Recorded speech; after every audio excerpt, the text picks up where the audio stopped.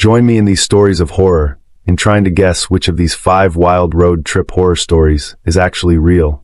Road trip horror stories are the stuff of urban legends, passed down from generation to generation, and often they're so chilling, they'll make you think twice before hitting the open road. But how do you separate fact from fiction? Can you really trust the tales of terror that are shared around the campfire?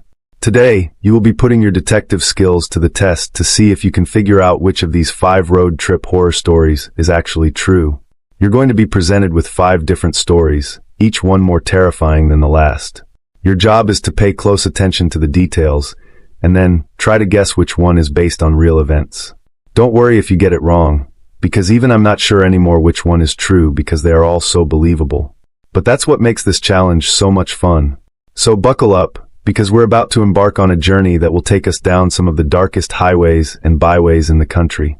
From haunted motels to sinister truck stops, we'll be exploring the very worst of the worst when it comes to road trip horror. You might think you're a master of deduction, but trust me, these stories are designed to throw you off the scent. You'll need to use all your wits to figure out which one is the real deal. And don't worry if you get scared along the way, because that's just part of the fun. So, are you ready to put your detective skills to the test, and see if you can guess which road trip horror story is actually true? Let's get started. Story number 1 takes us to the highways of California, where a group of friends on a road trip stumbled upon a mysterious figure lurking in the shadows of a deserted rest stop. I never thought a road trip could turn so dark. My friends and I were buzzing with excitement as we drove through California. We had planned this trip for months, eager to explore the beaches, mountains, and everything in between. But as the sun dipped below the horizon, the vibe shifted. The endless stretch of highway became a blur of dark asphalt and fading light. We pulled off at a rest stop, tired from hours on the road.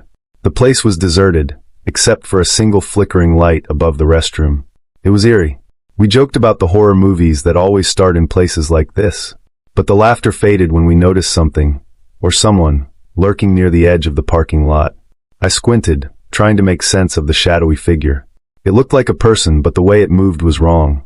Jerky. Off balance. Did you see that? Jen whispered, her voice trembling. She stood closer to me, her eyes wide. I nodded, the knot in my stomach tightening. We were supposed to feel free, not trapped. My friends, sensing my unease, gathered around. Jake, always the bravest of us, stepped toward the figure. Hey, are you okay? He called out. The figure froze. Then, it turned slowly to face us. I could see its face now. Hollow eyes stared back, void of emotion. Panic set in. We needed to leave. But the figure took a step forward. It was wearing a tattered coat, its hair matted and wild. You shouldn't be here, it rasped, voice gravelly and low. My heart raced. I looked at my friends. They were just as scared as I was. We were in the middle of nowhere, and this person, this thing, was blocking our escape. What did it mean? Why were we so afraid? Let's go! I shouted, grabbing Jen's arm. We all turned to run back to the car, but as we dashed away, I heard a low laugh echo behind us. It sent chills down my spine. I fumbled with the keys, my hands shaking. We piled into the car, breaths coming fast. The figure was still watching us, unmoving. Drive! Now! Jake yelled. I turned the key, the engine roared to life, and we sped out of the rest stop. We didn't stop until we reached a nearby town. Shaky and breathless, we found a diner and sat in silence, absorbing what had just happened. The figure haunted my thoughts. We laughed and chatted to shake off the tension, but deep down we all felt it. The weight of the unknown. The fear of what could have happened if we hadn't escaped. That night, we learned something crucial. Sometimes the road holds more than just scenic views. It can hide darkness, waiting for the next unsuspecting travelers. Story number 2 takes us to the backwoods of Louisiana, where a couple on a romantic getaway stumbled upon a haunted motel that seemed to be stuck in the 1950s. I pulled the car onto the dirt road, bumping over rocks and ruts. The trees closed in around us, thick and looming. It felt like we were driving into a different era. My girlfriend, Sarah, looked at me with a mix of excitement and nervousness. Are you sure this is the right place? She asked, glancing at the crumpled map. The sign for the motel appeared suddenly, half hidden by vines. Old Town Motel, it read in faded letters. The building looked like it hadn't been touched since the 1950s. It was charming in a way, but something about it sent a chill down my spine. I parked, and we stepped out into the oppressive heat. The air was thick with humidity, and a strange stillness surrounded us. The check-in desk was empty. We waited for a few minutes before a woman appeared. She looked ancient, her face lined and weathered. "Welcome, darlings," she said, her voice like gravel. "We don't get many visitors." Her smile was unsettling. I could feel Sarah stiffen beside me. We made our way to our room, the woman's gaze following us. Inside, the room was a time capsule. The wallpaper was a dusty floral pattern, and the furniture was heavy and dark. A small television sat in the corner, its screen cracked and dusty. Sarah tried to lighten the mood. "At least it's quaint, right?" she said, forcing a smile. I nodded, but unease settled in my stomach. That night, I woke to a sound. A low, dragging noise echoed through the motel. My heart raced. I turned to Sarah, but she was sound asleep. The noise continued, closer now. I got up, creeping toward the door. I opened it a crack and peered out. The hallway was dim and silent. I stepped outside. The air felt heavier. The walls seemed to whisper secrets. I turned the corner and saw a door slightly ajar. Light flickered from within. Curiosity pulled me closer. I pushed the door open. Inside, the room was filled with dust and old furniture. A mirror caught my eye. My reflection stared back, but something was off. There was a shadow behind me, darker than the room around it. I spun around, but nothing was there. Just silence. I rushed back to our room, heart pounding. I shook Sarah awake. "We need to leave," I said urgently. Confusion clouded her eyes. "What's wrong?" she asked, but I didn't have time to explain. I grabbed our bags and rushed out. As we reached the front door, the old woman stood there, blocking our exit. "Leaving so soon?" Her smile was wide and knowing. Panic surged. I pushed past her and pulled Sarah outside. The air was cooler now, but the oppressive feeling returned. We ran to the car, fumbling with the keys. As I turned the ignition, I glanced back at the motel. The windows glowed with a soft light, and shadows moved within. We sped away, tires kicking up gravel. Relief washed over me, but I couldn't shake the feeling of being watched. The backwoods surrounded us like a dark embrace. I glanced at Sarah, who was trembling. "What just happened?" she whispered. I didn't have an answer. All I knew was that we stumbled into something we couldn't understand, a place frozen in time, haunted by secrets best left undiscovered. Story number 3 takes us to the highways of Texas, where a lone driver stumbled upon a sinister truck stop that seemed to be run by a cult. I was driving through Texas, miles away from the nearest city. The sun was setting, casting long shadows across the empty highway. I felt the familiar pang of hunger, and decided to stop at a truck stop I had seen in the distance. It looked run down, but I was too tired to care. Little did I know, this stop would change everything. As I pulled into the gravel parking lot, I noticed the few trucks parked there. They seemed out of place, parked in a way that felt almost ritualistic. An old neon sign buzzed above, flickering the name Haven's Rest. I stepped out of my car, the gravel crunching underfoot, and felt an unsettling chill in the air. The place was deserted, save for a few figures moving inside the diner. They wore matching clothes, dark and simple. I pushed the door open, and the bell jingled, causing everyone inside to turn and stare. Their expressions were blank. I felt exposed, like prey in a room full of predators. I took a seat at the counter. The waitress approached, her smile too wide, teeth unnaturally white. "What'll it be?" she asked. I ordered a burger, but my eyes wandered to the people around me. They spoke in hushed tones, glancing at me as if I were an intruder. I tried to shake off the feeling of unease. Maybe they were just shy.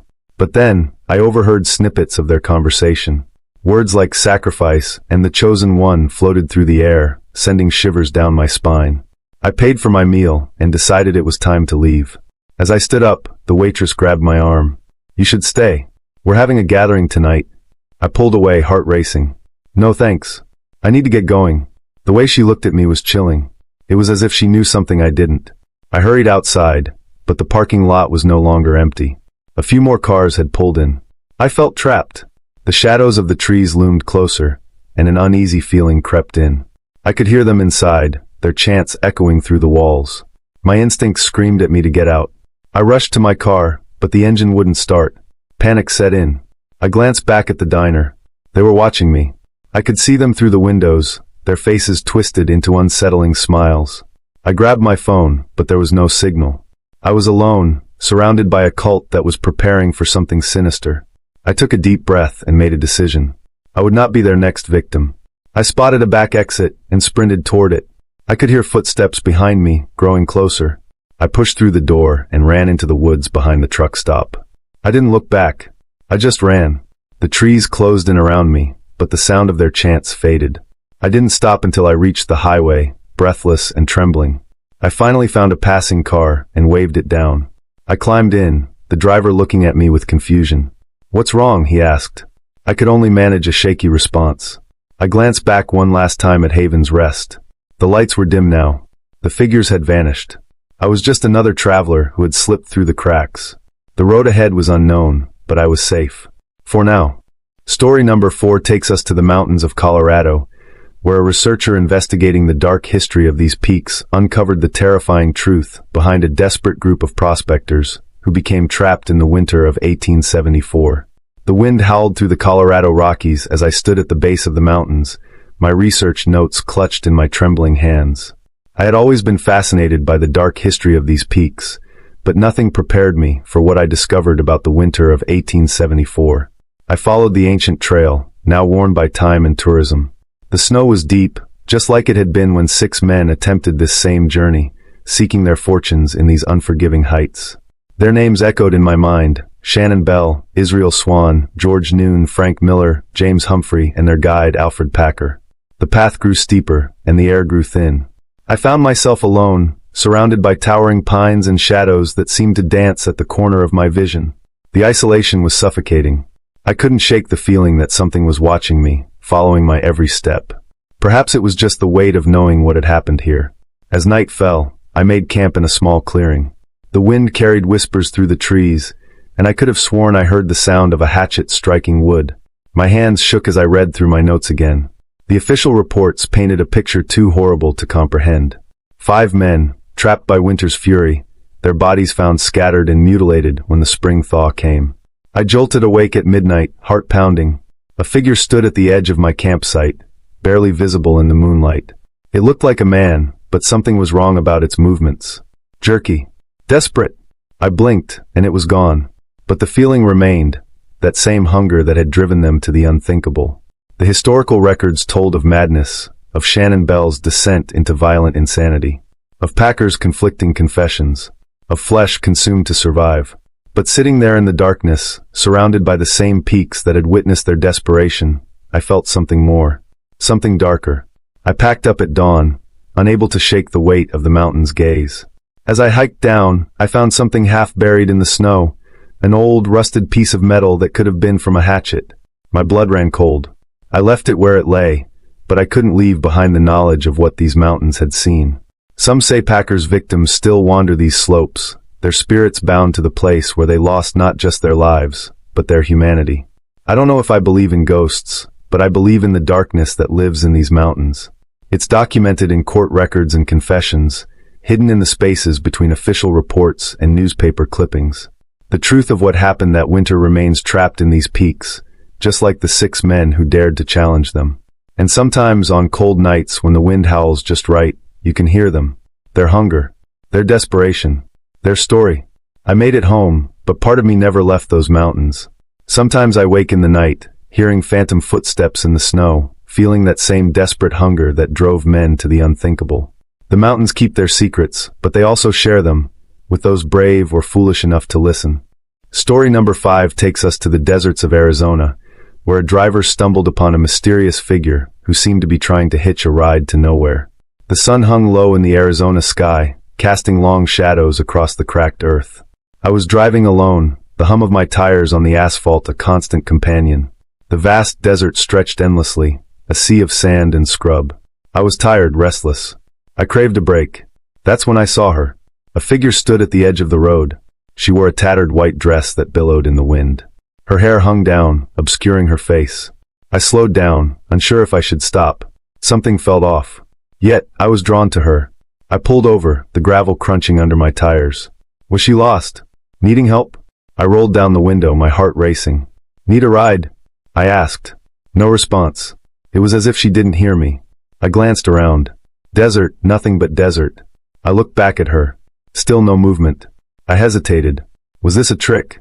Should I drive away? But then she turned her head slightly. Just enough for me to see her eyes. They were hollow dark. I felt a chill creep down my spine. Where are you headed? I pressed. Her lips barely moved. Nowhere, she whispered. The wind carried her voice, almost lost in the rustling sagebrush. I didn't know what to make of it. I wanted to help, but something held me back. I felt the weight of the silence, heavy and suffocating. I glanced at my watch. The sun was sinking, and I didn't want to be out here after dark. "Get in," I finally said, my voice barely above a murmur. She opened the door and slid into the passenger seat. The air grew thick with an unsettling energy. As I drove, I stole glances at her. She didn't say a word. Her gaze was fixed out the window, unblinking. I could feel the tension rise.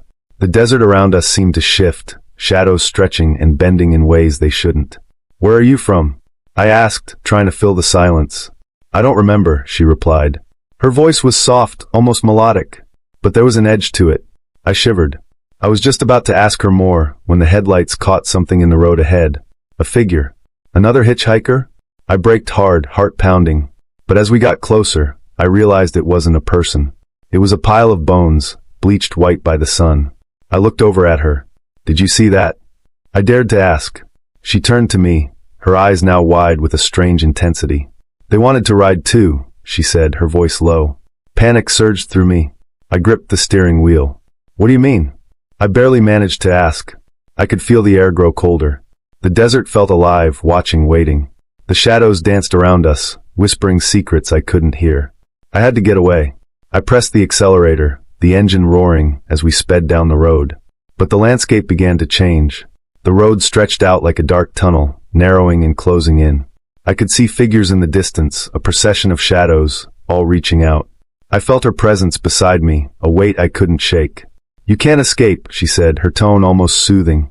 I realized too late that I had invited something into my life that I couldn't control. The desert was no longer just a backdrop. It was a trap. I glanced at her one last time. She smiled, but it didn't reach her eyes. In a flash, we were surrounded. The figures closed in, their whispers rising to a deafening roar. I knew in that instant I was just another lost soul on this endless road. So there you have it. One of these stories is true, but which one? Take a close look at the details, and see if you can figure out which one is the real deal. As I was researching these stories, I stumbled upon a shocking revelation that blew my mind.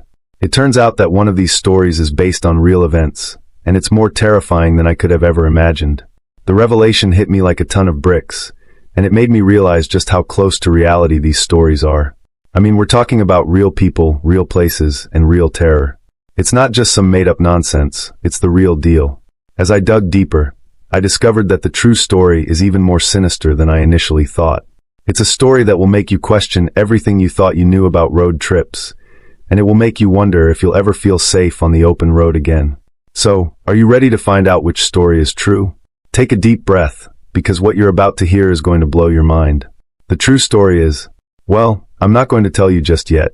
You'll have to keep watching to find out which one is real. But trust me, it's worth the wait. In the meantime, let's summarize the stories we've heard so far. From the mysterious figure at the rest stop to the sinister truck stop in Texas, each one is more terrifying than the last. But which one is based on real events? Take a close look at the details, and see if you can figure out which one is true. And don't forget to leave your guesses in the comments below. The story which is true and a reality is the fourth story set in the mountains of Colorado, and the terrifying truth behind a desperate group of prospectors who became trapped in the winter of 1874. All the other stories are just a myth and totally made up by us. Who got it right and who got it wrong? Let me know in the comments. Thanks for watching, and don't forget to subscribe for more creepy content. If you've got a road trip horror story of your own, share it with me in the comments, and I might just feature it in a future video. Until next time, stay safe on the open road, and don't pick up any mysterious hitchhikers.